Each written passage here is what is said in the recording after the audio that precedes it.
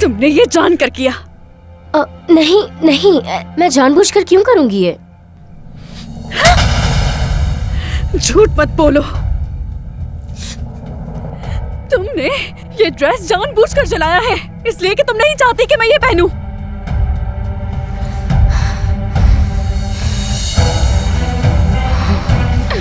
कहाँ जा रही हो? तुम्हें इसका जवाब देना होगा।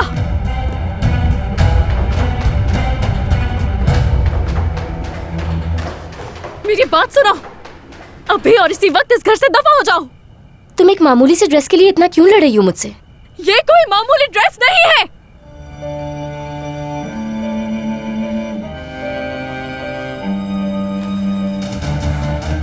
क्या हो गया?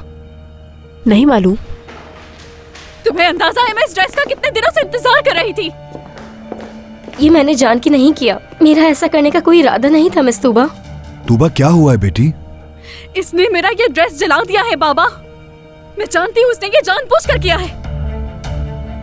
नहीं नहीं करीम साहब, आप मेरा यकीन करें, ये सिर्फ एक हादसा था। मैं ऐसा क्यों करूंगी? लेकिन इस ड्रेस को तो इस्त्री की जरूरत ही नहीं थी, पर तुमने क्यों की?